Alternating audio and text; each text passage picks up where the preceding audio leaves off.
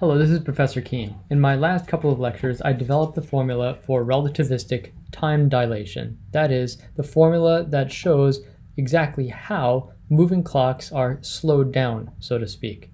In this lecture, what I'd like to do is work through an example problem.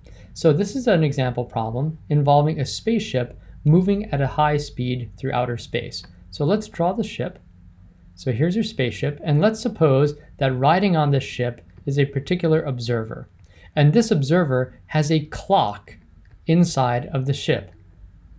And let's suppose that this ship is flying past another observer with a speed equal to 0.6 c. That is 60% the speed of light with respect to the other observer. Let's call these observers Luke, who's on the ship with a clock, and John, who is sitting there watching the ship rush by at 60% the speed of light. Let's suppose that Luke's clock ticks once every second. And the question is, what is the time interval between ticks of Luke's clock as measured by John? So what is the time interval between ticks of Luke's clock as measured by John? And again, I'd like to highlight that this doesn't have to be a single observer, John. There could be a whole bunch of separate observers who are observing the exact same thing by looking into Luke's ship as it rushes by. Okay? So how do we solve a problem like this? Well, as you might imagine, we want to use the relativistic time dilation formula. Delta t equals gamma times delta t naught. So the first thing we're going to want to do is figure out what gamma is. Gamma, you'll recall, is 1 over 1 minus v squared over c squared. And we know what the speed of the ship is. It's 60% the speed of light. So let's plug those numbers in. 1 minus 0.6 c, and that's going to be squared, over c squared square root. All right, let's simplify this. 1 minus, well, 0.6 c squared is 0.36 c squared, and there's a c squared in the denominator, so those are going to cancel each other out. And so we're left with the gamma factor is equal to 1 over, well, 1 minus 0.36 is 0.64, and the square root of 0.64 is 0.8.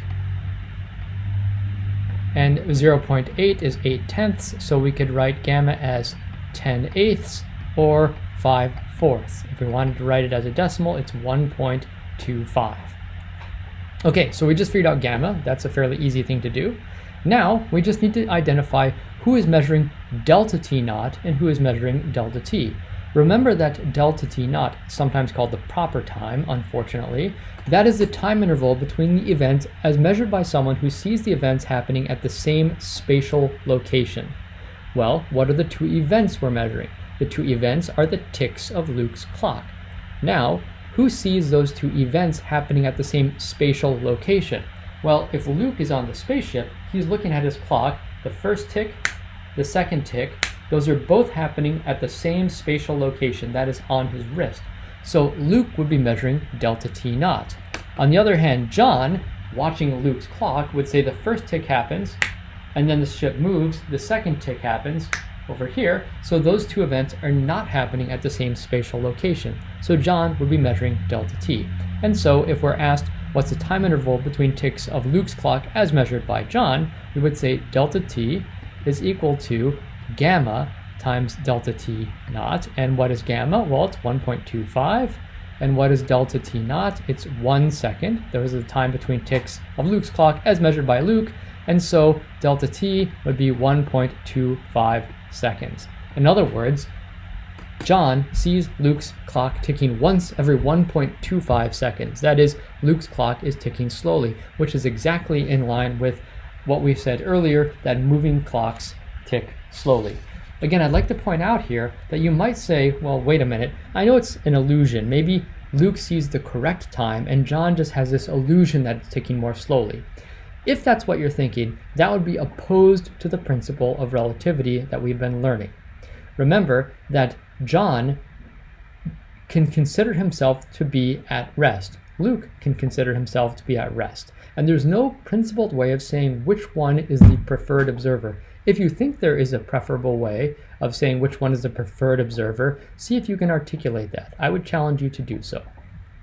One other comment that I'd like to make about this problem, and this will maybe lead us into the next couple of lectures, is that time dilation, and maybe I didn't highlight this as much as I should have earlier, time dilation is not unique to light clocks. Although I derived the formula for time dilation, delta t is gamma times delta t naught, by considering light clocks, that's how we came up with this formula, it really applies to all clocks, including clocks consisting of balls bouncing back and forth, even though when I first dealt with a ball clock, I didn't take this into account.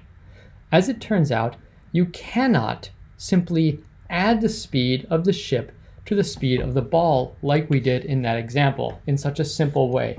We're going to have to come back and re-evaluate this later. What ends up happening in the theory of relativity is formulas like what we've shown right here, the time dilation formula, are used as sort of a touchstone, or the basis of going back and re-evaluating other formulas, like the velocity addition formula. And like I said, we'll have to come back and talk about that later. But the point for now, if you'll accept it, is that all clocks, including your wristwatch, the quartz clock on your hand, your biological clock, your heart rate, radioactive decay of elements, these all tick slowly when observed to be in motion.